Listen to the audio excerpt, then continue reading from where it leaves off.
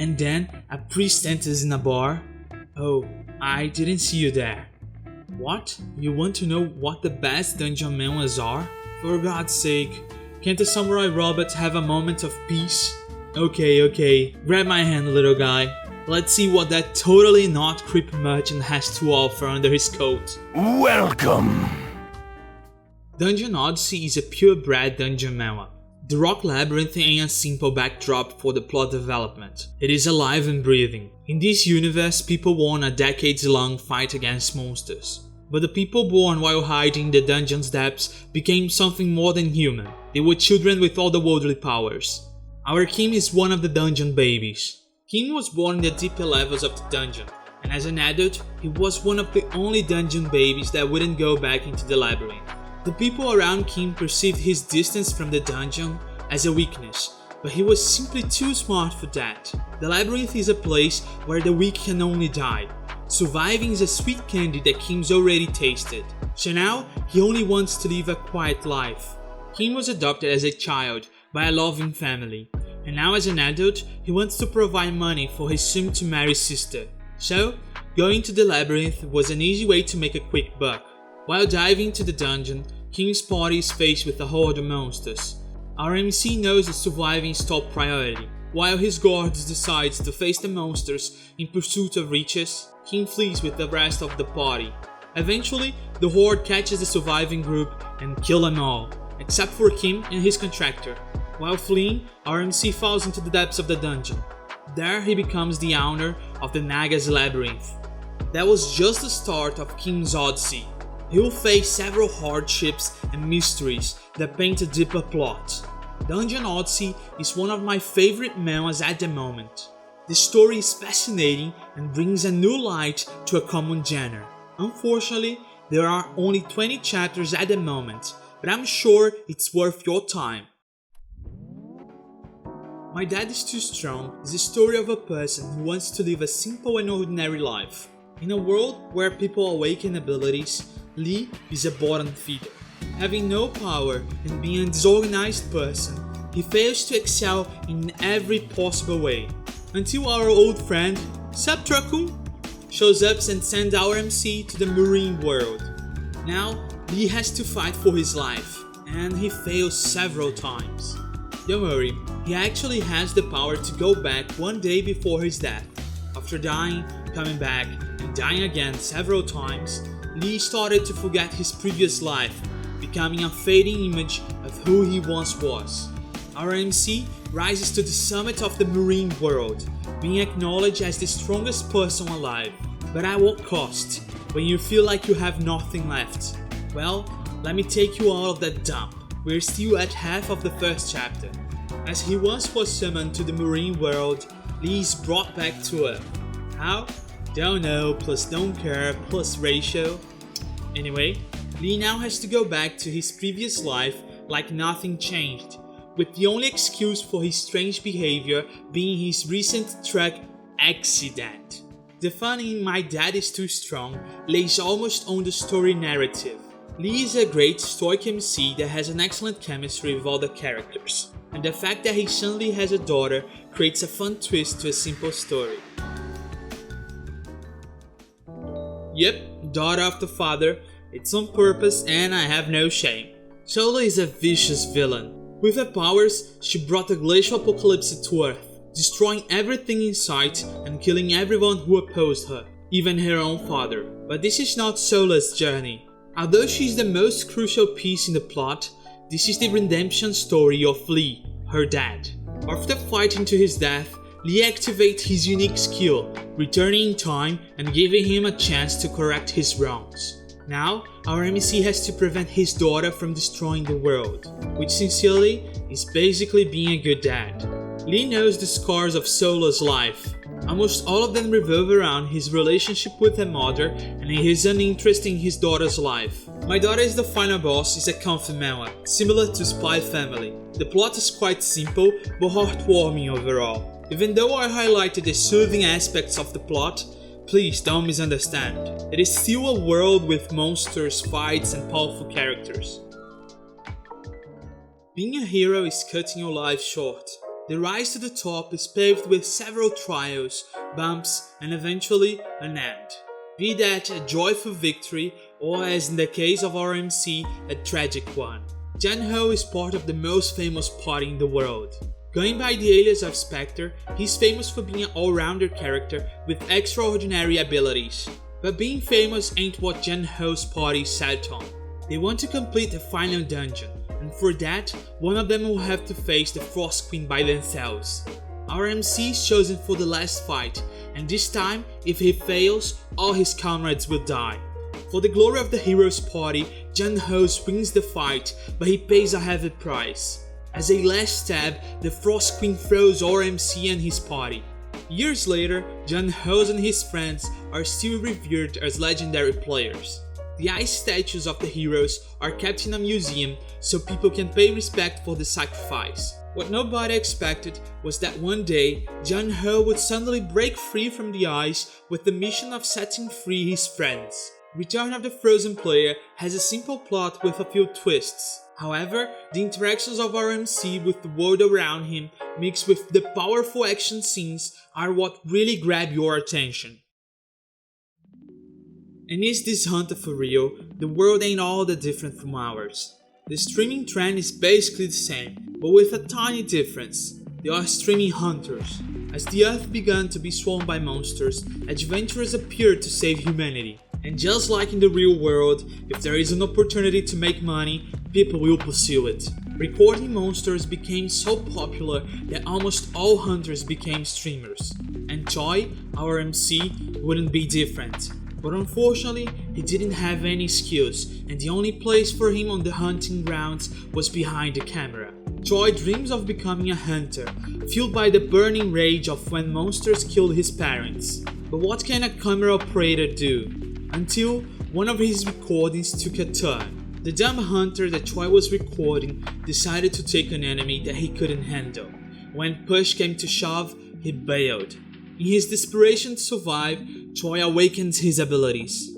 He wouldn't only be able to follow his dreams, but he would need to entertain his viewers. Now, Choi is watched by gods, and as his godly viewership grows, so does his power. Is This Hunter for Real has an exciting story. Although the plot is quite common, the MC doesn't seem as two-dimensional as in other manhwas. The creator of 990,000 X-Life Hunter must be a sadist. That's the only explanation for so much shit the MC suffers right in the first chapter. First, Ken fails drastically to raid the dungeon, becoming a dead weight to his party, consuming the potions, and passing at the end, which led to his party not paying and humiliating him. Second, his angel, the thing that keeps him going on. Oh, his beloved girlfriend. She decided that it was time to break up. She sees him as nothing more than trash, as after 1 year, she was able to become a C-rank hunter, while he's still an F-ranker. If all that wasn't enough, his next gig as a hunter is with his ex and her new boyfriend.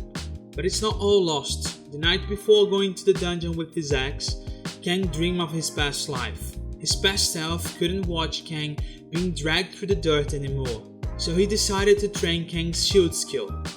After waking up, Kang feels strange but doesn't remember the painful training he went through. While in the dungeon, his current party is faced with monsters way more powerful than they could expect, ending with only Kang alive. I can't say I was sorry when his ex died. Now, Kang has to finish the dungeon using only his past life's powers. 990,000 X-Life Hunter has quite an engaging plot. The interactions between the MC and his past lives create interesting dialogues while still being full of action. What would you do if you were able to journey inside a dungeon? Would you dive inside this dark unknown world or avoid it with the power of every fiber in your body? Well, maybe neither. You could easily be indifferent, but that's not the case with our MC. When King discovers his home entrance door has turned into a portal to a dungeon, moved by his curiosity, he readily jumps into it. At first, King felt like a protagonist adventuring to a marvelous fantasy world, unknowns to what his life had become. At the first monster encounter, King had a good look at Lady Death's face, surviving a goblin attack by pure luck. After fighting through poison and severe wounds, King receives the qualification of a dungeon explorer. But the only thing that our MC actually received was trauma. The near-death shattered King's mental state, which became fearful of ever going back into the dungeon again. But remember, the dungeon portal is on his entrance door, so how could he truly avoid this dire situation? But King still had one really precious thing: internet. Often being ridiculed on forums for what people interpreted as crazy talk, King eventually encounters the dungeon web. There he found a marketplace, tips, and other people in the same predicament. But the most critical thing, King discovers that he has a quest. Being as spineless as King was, he decided he wouldn't go deep into the dungeon again, leaving the responsibility of clearing the quest to other people. Eventually, King is left alone. Everyone dies, and he's the only one remaining. And he needs to clear the quest. Knocking on the dungeon door tells the story of a wimpy MC pursuing survival and overcoming his weakness. Moreover, the world has aspects of old school type of dungeon, and the plot is exciting with a well-paced evolution. Soul Station's Necromancer starts as any high school manhwa would. No, I'm not talking about studying, it's bullying. As one kid is ganged up by a bunch of bullies, a strange hobo appears out of thin air. The bum starts to talk some gibberish about magic and acting crazy. The bullies, fed up with his bullshit, attack him. But he wasn't actually crazy. Wujin had just returned to Earth after being summoned to another world for 20 years. There he became one of the strongest persons to ever exist. So it's no surprise that the bullies would get a good beating. After roaming around thinking about what he would do, Wujin wanders into a dungeon. There he finds out that Earth is in the same place he once remembered. Dungeons didn't exist when Wujin was around, and the monsters are strangely similar to the ones he faced in the other world. Now, Wujin will have to unfold the mystery of Earth's changes while adjusting himself to the universe that seems tailored to take advantage of his powers. Soul Station's Necromancer has a truly ordinary plot. Besides that, the manhwa creates a thrilling story while showcasing great fighting scenes. A hero's life should be headed to glory, but what about its path? Does he hide the pain that one goes through in search of glory? How does an expected hero cope with the expectation put on them? Those questions portray Kim's life, a supposed hero that carries from birth the weight of a mother who forced her son to the limit. But the expectations fell short. Kim may be a hero, but he's a hero that failed to save even a single human while facing the end of the world. After losing his life, Kim wakes up in another body, in the past. At this time, the world hasn't begun its downfall yet, giving Kim another chance to live a life full of love and save the earth. Now, Kim will have to regain his powers so he can protect the mother that he never had in his past life. The Hero Returns is a time travel dungeon manhwa, which ain't that original, but it has a similarity to SSS Class Suicide Hunter, which I love. The dungeons are whole worlds. They can be an ordinary rock labyrinth or an entire kingdom filled with people. That gives the creative freedom to the writer to put Kim in several trials and interactions with exciting characters. Kim's personality is the only thing I wish was developed better. Kim's so simple that it makes him an ordinary MC. And even though he grows throughout the story, his background is still almost untouched. I hope that in the future we can see a little more of who was Kim in his previous life. When someone is thrown into a fantasy world, we expect them to be at least close to the MC of this universe. Well, that's not the case here. Kim is a novel writer in a creative slump. His famous novel is on pause because he has no idea how the story will develop, until the day that Kim receives a message from a fan. But he didn't know that this response would change his life forever. Kim is transported into the world of his own creation, but unfortunately, he's such an extra character that he doesn't even have a face. While trying to live a normal life in this crazy situation, Kim receives something that shouldn't exist. Inside the package was his laptop from his original world. Kim is bestowed with the trial to become one of the big dogs in his novel, while trying to find a way to return to his life. Oh yeah, and he receives a face too. The novel's extra takes a new approach on the standard plot of a dungeon manhwa. although the dungeons are just a backdrop for the story to develop. What? What is this? Oh fuck! I recorded 11 instead of 10. Anyway, Regressor Instruction Manual is an outlier compared with the others in this list. When Lee is summoned to another world, he is dealt the worst hand possible. As a result, he receives the shittiest stats and skills in this universe. The only trait or MC receives is the ability to see other people's stats. Now you may be thinking, golly, how will he survive the narrator? It's simple, kids. He'll be a parasite. Lee has a shitty personality. He's not afraid to use and throw away people so that he can survive.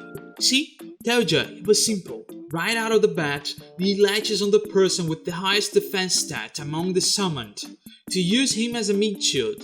His sociopathic and manipulative ways match perfectly with his skill. Lee is able to perceive who's powerful and quickly slithers around them until they become, with huge quotes, friends. Even though Lee is a piece of shit, he's a fascinating character. Besides that, the Tao-style dungeon is a breath of fresh air into the genre. If you enjoy an action-focused manhwa with angsty beats, then Regressor Instruction Manual is a perfect match for you. So, leave below in the comments if you have any dungeon manhwa that I haven't mentioned. And for more content about anime, manga and manhwa, click on the subscribe button and see ya, weeps!